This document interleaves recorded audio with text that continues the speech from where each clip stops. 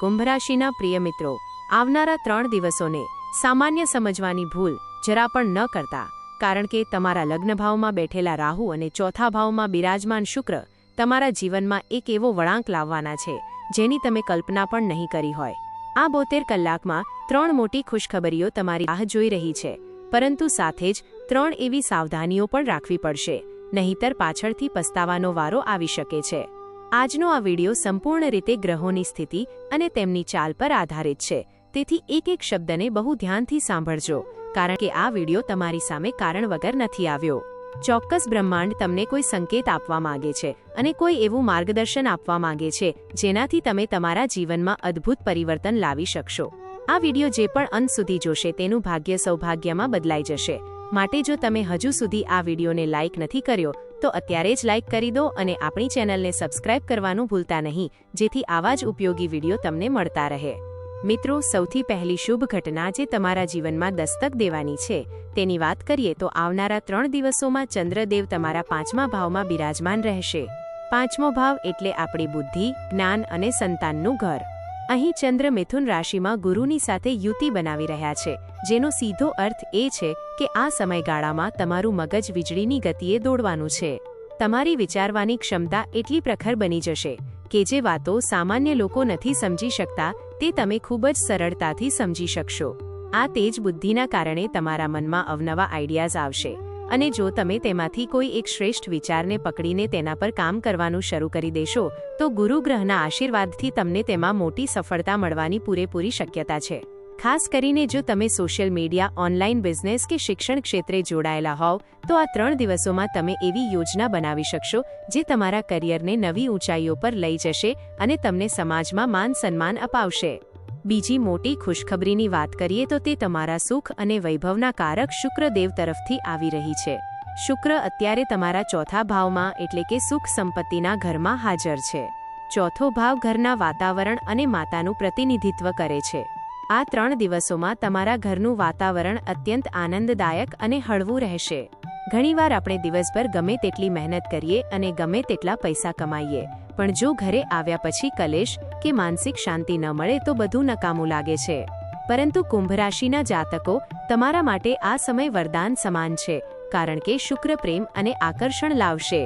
પરિવારના સભ્યો વચ્ચે જે જૂના મતભેદો હતા તે દૂર થશે અને બધા એકજૂથ થઈને ખુશીઓ વહેંચશે.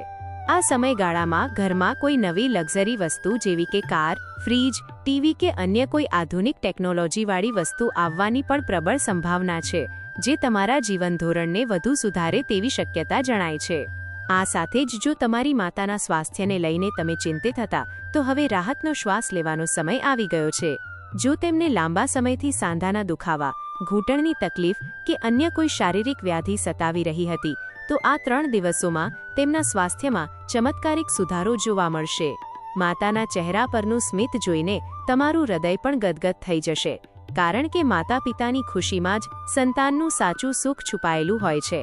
ત્રીજી મહા ખુશખબરી વિશે વાત કરતા પહેલા મિત્રો, આ ગ્રહ દશાઓ કાઢવામાં અને તેનું વિશ્લેષણ કરવામાં અમારે કલાકોની મહેનત લાગે છે, તો જો તમને આ માહિતી ગમતી હોય તો કમેન્ટ બોક્સમાં પૂરા ભક્તિભાવ સાથે જય શનિદેવ જરૂર લખજો, જેથી ન્યાયના દેવતા શનિદેવની કૃપા તમારા પર હંમેશા બની રહે. ત્રીજી સૌથી મોટી ખુશખબરી તમારા પરાક્રમ અને સાહસ સાથે જોડાયેલી છે. તમારા 3જા ભાવમાં સૂર્ય અને બુધની યુતિ બુધાદિત્ય યોગ રચી રહી છે. સૂર્ય અહીં ઉચ્ચ અવસ્થામાં બિરાજમાન છે, જે તમારા આત્મવિશ્વાસને 7મા આસમાને પહોંચાડી દેશે. ક્યારેક એવું બને છે કે આપણી પાસે ટેલેન્ટ હોવા છતાં આત્મવિશ્વાસના અભાવે આપણે પાછળ રહી જઈએ છીએ, પરંતુ હવે એવું નહીં થાય. તમારું કમ્યુનિકેશન સ્કિલ એટલે કે સંવાદ કરવાની શૈલી એટલી પ્રભાવશાળી બનશે કે તમે ગમે તેવા અઘરા કામો પોતાની વાણીના જોરે પાર પાડી શકશો. જો તમારે કોઈ મોટી સભામાં બોલવાનું હોય કે કોઈ મહત્વની મીટિંગ કરવાની હોય તો ડરવાની જરૂર નથી, કારણ કે તમારી વાણીમાં એક અદ્ભુત જાદુ હશે જે સામેવાળી વ્યક્તિને મંત્રમુગ્ધ કરી દેશે.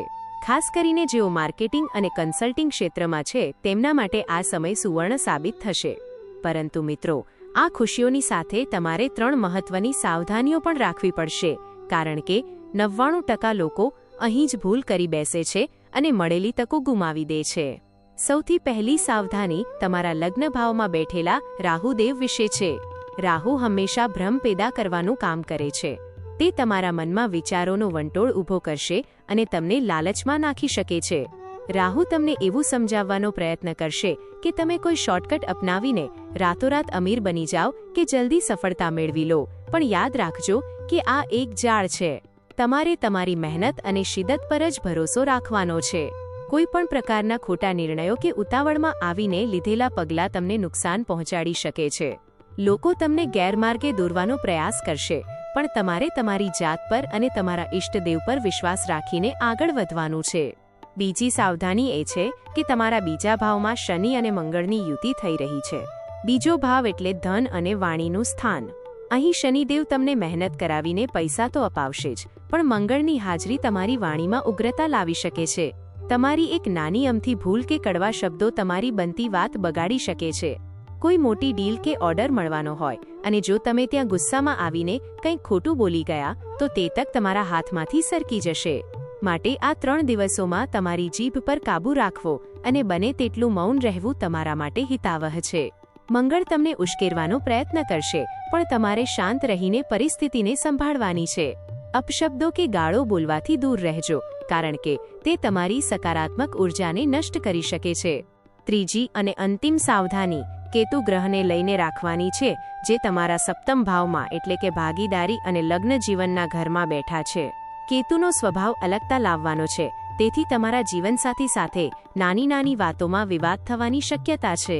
અહીં તમારે જીદ છોડીને સામેવાળા પક્ષની વાતને સમજવાનો પ્રયત્ન કરવો પડશે. હું જ સાચો છું એવો અહંકાર તમારા સંબંધોમાં તિરાડ પાડી શકે છે.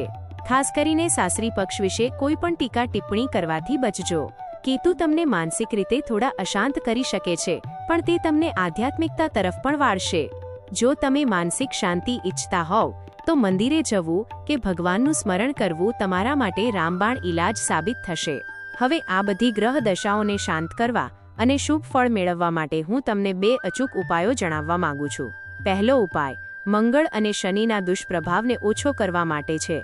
તમારે દર મંગળવારે હનુમાનજીના મંદિરે જવું અને ત્યાં જઈને પ્રભુને એક મીઠું પાન અર્પણ કરવું. ત્યાં બેસીને શાંત ચિત્તે ઓમ હમ હનુમંતે નમઃ મંત્રની માળા કરવી અથવા હનુમાન ચાલીસાના પાઠ કરવા. આ ઉપાય કરવાથી તમારી અંદરનો ગુસ્સો શાંત થશે અને તમને તમારી મહેનતનું ફળ ખૂબ જ ઝડપથી મળવા લાગશે. હનુમાનજીની કૃપાથી તમારા અટકેલા કાર્યોમાં ગતિ આવશે અને આર્થિક સ્થિતિ પણ મજબૂત બનશે. બીજો ઉપાય રાહુના ભ્રમને દૂર કરવા માટે છે. રાહુ જ્યારે મનને વિચલિત કરે ત્યારે દેવાધિદેવ મહાદેવની શરણમાં જવું શ્રેષ્ઠ ગણાય છે. તમારે દરરોજ 1 લોટા જળમાં થોડા કાળા તલ ઉમેરીને શિવલિંગ પર ઓમ નમઃ શિવાય બોલતા બોલતા અર્પણ કરવું જોઈએ. આ અભિષેક કરવાથી તમારા જીવનમાં આવતી દ્વિધાઓ અને ધર્મ સંકટો દૂર થશે. તમારા મનમાં સ્પષ્ટતા આવશે અને તમે સાચા સમયે સાચો નિર્ણય લઈ શકશો. ભગવાન શિવના આશીર્વાદથી રાહુનો નકારાત્મક પ્રભાવ નાબૂદ થશે અને તમારા રસ્તાઓ કુદરતી રીતે જ સીધા અને સરળ બની જશે. મિત્રો, જ્યોતિષ શાસ્ત્ર એ માર્ગદર્શન માટે છે, પણ અંતે તો તમારી મહેનત અને તમારા કર્મો જ તમારું નસીબ નક્કી કરે છે. આ 3 દિવસો તમારા માટે ખૂબ જ મહત્વના છે, તેથી આળસ છોડીને તકોને ઝડપી લેવા તૈયાર થઈ જજો. ગ્રહોની ચાલ તમારી તરફેણમાં છે, બસ તમારે સંયમ અને સાવધાની સાથે આગળ વધવાનું છે. જો તમે આ વાતોનું પાલન કરશો તો ચોક્કસપણે આ 72 કલાક તમારા જીવનના સૌથી યાદગાર દિવસો બની રહેશે અને તમારી સફળતાના નવા દ્વાર ખુલશે. આશા છે કે તમને આ વિડીયો ગમ્યો હશે. જો તમારી પાસે પણ કોઈ વિશિષ્ટ સમસ્યા હોય અથવા તમે કોઈ મૂંઝવણમાં હોવ તો નીચે કોમેન્ટ બોક્સમાં તમારી સમસ્યા ચોક્કસ લખજો. અમે તમારા પ્રશ્નોના જવાબ આપવાનો અને યોગ્ય ઉપાય સૂચવવાનો પૂરો પ્રયાસ કરીશું.